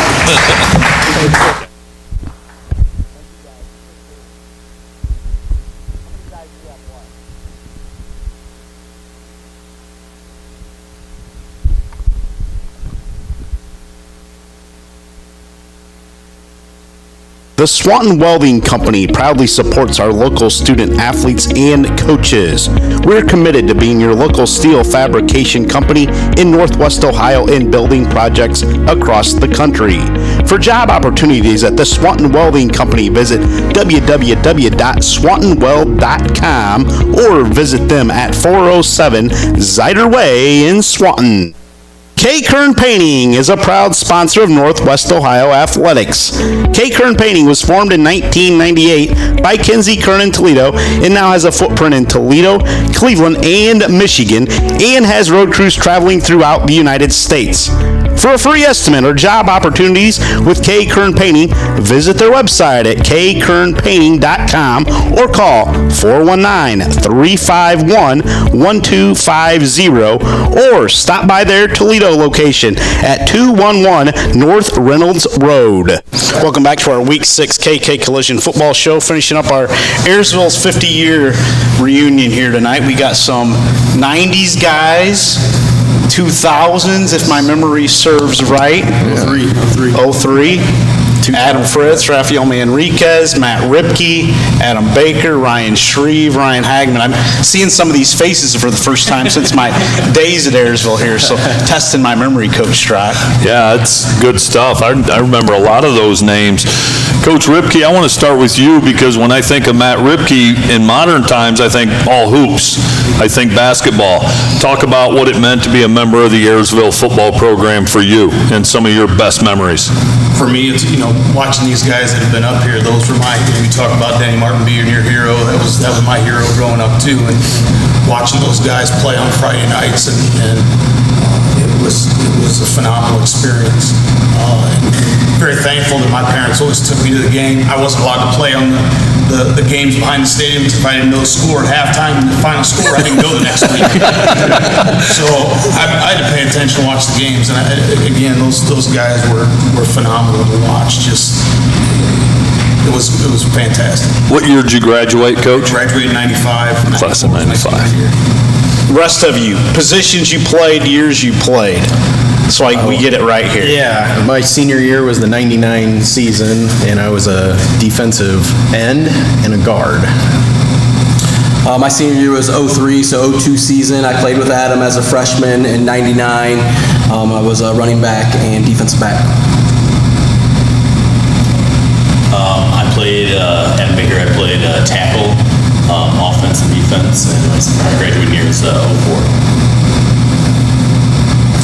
Ryan Shreve. I graduated in 01, so 2000 was my last year, last football year, and I played, I guess, a little bit of everything, but mainly I was split end / tight end and a defensive back with a little bit of quarterback thrown in there when need be, I guess. My name's Ryan Hagman. I graduated in 04, and I played guard and linebacker. Outstanding. What was Ayersville football, now that you're graduated and you're adults, what has Ayersville football shaped you, meant to you guys, for each of you? Yeah, I mean, it's all, I think there was a big sign that said tradition. I think that was what you usually walked out to, so that's what it meant. It wasn't you, it was everyone that was there before you and everyone that would come after you, and, just the camaraderie and the being together and the teamwork and everything that it took to, work together, and you won, so. Coach McCord always talked about those guys that laid the foundation, and you get to hear them speak tonight. And I know, graduating in 94, we were here 10 in a row of winning the conference, and that was one thing that you never wanted to let the group ahead. The group that came before you never wanted to let them down. You always, I graduated, I wore number 83, and I knew Kyle Brown wore 83, so damn it, if Kyle Brown was I can do this, But Kyle Brown didn't enjoy running cross countries, but he got them done, so I can get them done, It was always about the guys that came before you and maintaining and carrying on that tradition. Yeah, you always felt like you were part of something way bigger than just you.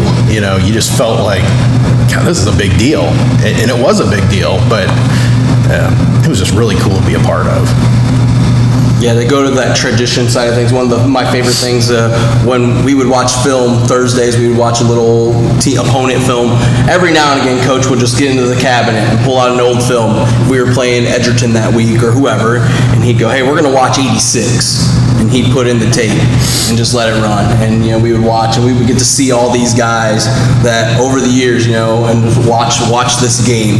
And that was that sense of, again, this is bigger than us right now. It's everything from before. And, you know, I think that was always a big part of that tradition, camaraderie. Go ahead, Adam. Oh, yeah, I mean, I know when we were playing, remember the Titans came out, and we could sense what Coach was trying to teach us. We had a motto of back-to-back. We'd even stand back-to-back, you know, in practice to feel like you're one group coming together. So it was always very special. And you got to become head coach later on. How much did your football career and Coach McCord shape you as your couple years as a head coach? A lot. You know, the love for the game, for everybody who's there. You know, I always felt bad for the kids that didn't play football, you know, because I always felt like they were missing something out. You know, you have that experience with your friends, you know, you're together, you're working together. Coach is my position coach, so we would always go off, you know, to over by the chutes or go somewhere else, you know, and to have those experiences really meant a lot.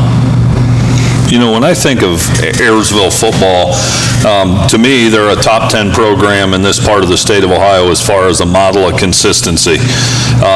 What have been the keys? I think part of it's the foundation Coach McCord laid, and then the continuity with him there for all those years and the coaching staff. But as you guys see it as alumnus of the program, what are the keys to that tradition and continuity? Because Ayersville is good every year. What's the key? I mean, you talked about it being bigger than, you know, just not wanting to be the guy that dropped the torch or the baton when it was handed to you. It's not like that everywhere. What makes Ayersville different? Why is it so special? You know, it sounds simplistic, but all his coach ever preached was just do your job. You know, do your job. If you do your job, the rest will take care of itself as long as everybody's doing their job. And, you know, you can split the atom and make it hard as you want, but I think it just comes down to doing your job. And that's really no different than what we do in our careers now. You know, do your job and you will have success. And I think we just, like you said, start with a good foundation and we just kind of build on it. So. I can remember, I think this is what makes Ayersville really a special place is we are a K-12 building. And so I can remember sitting in the hallways as a kindergartner watching the football guys on Fridays wearing their jerseys come walking by, or being in the cafeteria and seeing guys come by in their jerseys, and I'm like, man, I want to be that guy. And we would go to games and we would see the guys on the field and play, and I want to be like them. And we got that from the time we were 5 years old. And it was just something that, again, you know, we would work towards. And even as a group, you know, our classmates on the playground, that's what we would work, you know, and work towards, and just, again, try to emulate a little bit. And I think that was it made just that special, it made Ayersville special for us, seeing that from the time we're at a very young age to build on that. That's a great point, the K-12 thing. Anything else you other four want to add to that? Yeah, I mean, I grew up right down from the school, so my Fridays were come home from school, you know, in the fall, we get together with my friends, we play football, we walk down to the school at 6, watch the game, probably more or less play behind the stadium. But yeah, I had to make sure I knew what the score was too. But just that camaraderie with your teammates, and like Raph said, you're growing up with these kids, and you stick together, and that's what you do. You go play football. So. I think the fact too that he ran the same defense and offense for basically 30 years. Like, you knew that you're gonna run the trap, you're gonna run the toss sweep, you're gonna run ISO, you're gonna run 16-17 cross trap, run the waggle, which I guess now listening to Denny talk about his run, I'm guessing that's when the waggle became a run first. as a tight end, I didn't like it. Mike Roll was a quarterback, and he waggles a run first, and I guess that's all Denny's fault. I would rather throw it to the damn tight end. Sounds like you still need a hug. Yeah, Coach Anderson's always good for a hug when you need one. It's the same basic stuff, and it's fundamentals. It doesn't. And the same, you talk about basketball, I carry the same thing over our basketball program. It's all about fundamentals. It's about being fundamentally sound in what you do and having continuity from year in and year out. I think that's what builds a successful program. That's a great point. And I'll say my class, I feel was lucky because we had a huge senior class to kind of learn the ropes, I guess, so to speak, be kind about it. But that toughened you up, like having all those seniors, something to look up to, you wanted to be those people, and they were teaching you, kind of how to make that stuff. Because I know when I was a freshman, I think they went 10-0 that year, and we're awesome, but just wanting to strive for that and learn from all those guys and be that. So that was a big thing too, I feel, because they were, at least to me, they were the stepping stone, I guess, so to speak. One thing that I should have asked all the other guys, I like to ask this question. Talk about your families a little bit as supporters of yours. Did they coddle you, Coach Ripke, when you came home after a tough day at practice and tell you, they were going to talk to Coach McCord? And Not a chance. I can tell you the answer to that one. So my dad was a year older than the seniors, so he didn't play. The seniors couldn't play that year, so he never played football, but he loved going to the games. Yeah, no, you can get no sympathy when you come home. And if anything happened at school, they knew about it before you got home, so you better own up to it. No, absolutely not. Anybody else talk about your parents? Yeah, my dad actually played for Coach Buckemeyer at Napoleon back in the 70s. And so, legendary coach. And when maybe Coach McCord would get on you a little bit and you'd kind of grumble, he'd say, he sees something in you. If Coach ain't yelling at you, you got bigger problems. So, That's right. That was always kind of reality check when you went home thinking you were going to get some coddle. It wasn't happening. Yeah, if your dad played for Coach Buckemeyer, you didn't have a chance to get coddled. Raphael? Yeah, I just had a really good support system. My mom and dad, they were always there. They were at every game. They're usually the first people you go and see on the way in real quick, just to, thank them. And, Dad, we wouldn't really talk a whole lot. It just depends. He'd let me kind of talk a little bit and listen, and then, if it was something little, he'd say, well, get better. And, you'd move on and go to the next thing. But, I think just having that support system, and then for each other too. I know Ryan, some of us were in the same age, but their parents would come over and, again, embed that whole family atmosphere together. Not just mine, but again, we were all kind of together. One of our favorite things, eating team meals together. We would go and eat by class. And so every Thursday night we would go to someone else's house and we would have our meal as a class together. And so that kind of brought that your grade, your class together, and just kind of that family atmosphere. Awesome. Anybody else want to chime in? My grandma taught at the school. My mom got a job in '93, so I always remember going to watch all the games, watching this guy play, Mike Grohl, watching him play, and I had Coach Lanier, Coach McCord, who did what they said to do, because you knew that you would get in a good spot if you did that. So we really idolized those guys, for us. Watching them get to the playoffs, watching them have great success, we really looked up to them. We wanted to make sure Coach wasn't yelling at us. We wanted to make sure that we were doing what we were supposed to do. Yeah, for sure.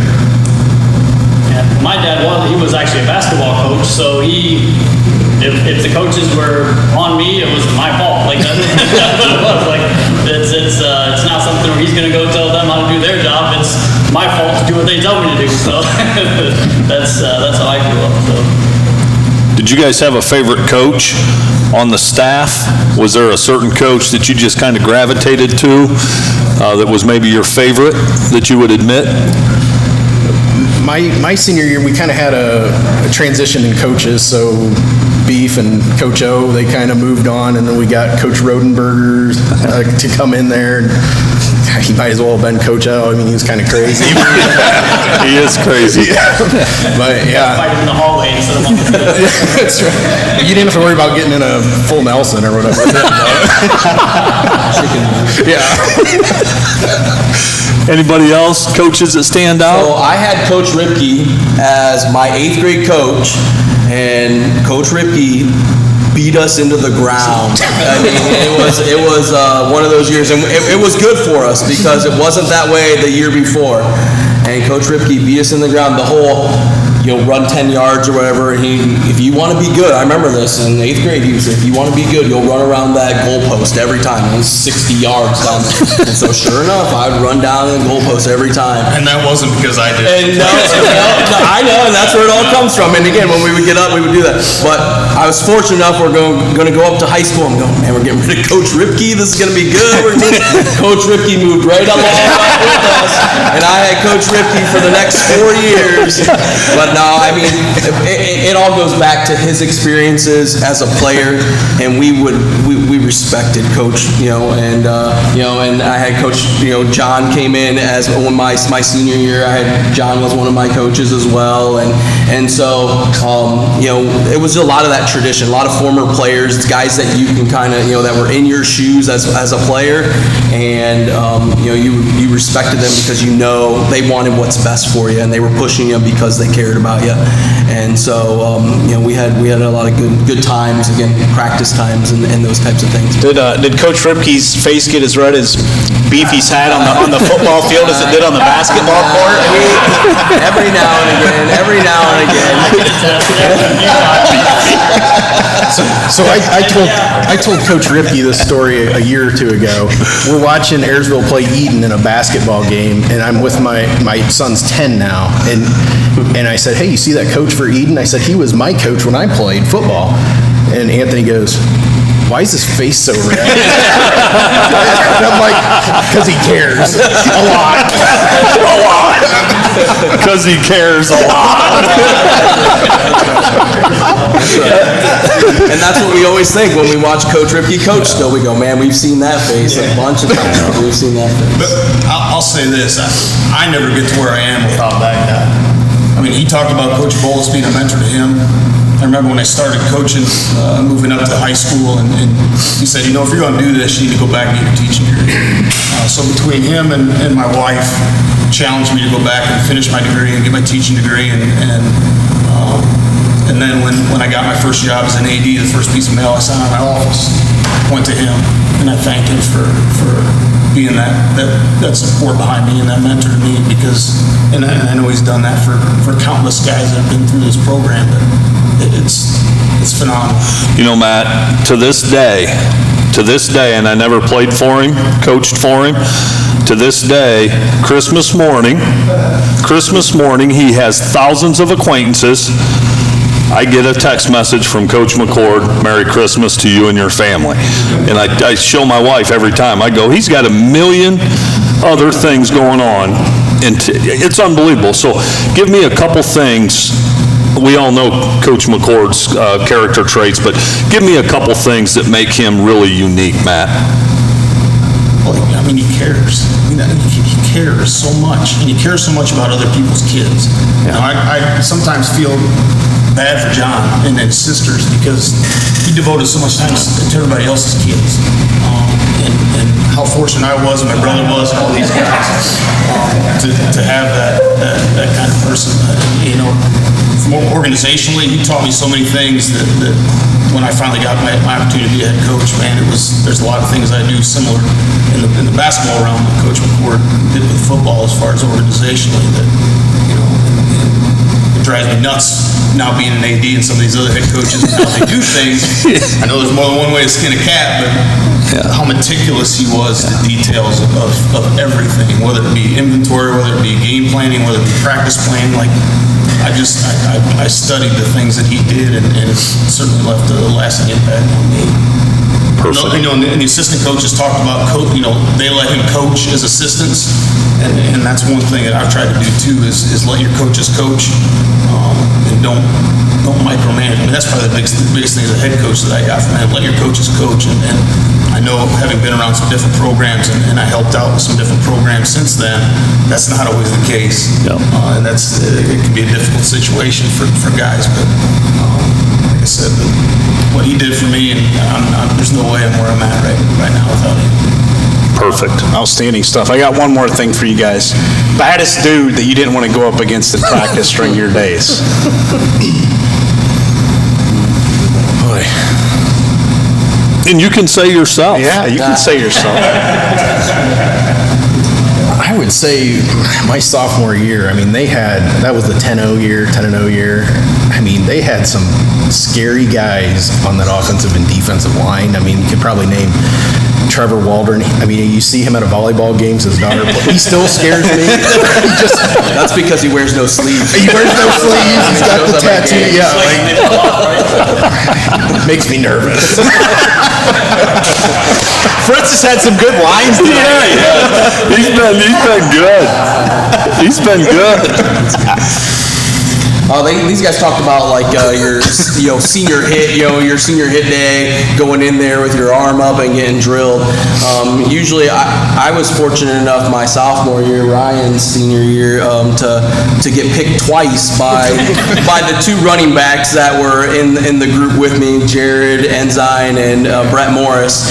And I got two pretty good licks, but I always saw it as passing of the torch. And that was one of those things where I think that was part of the process.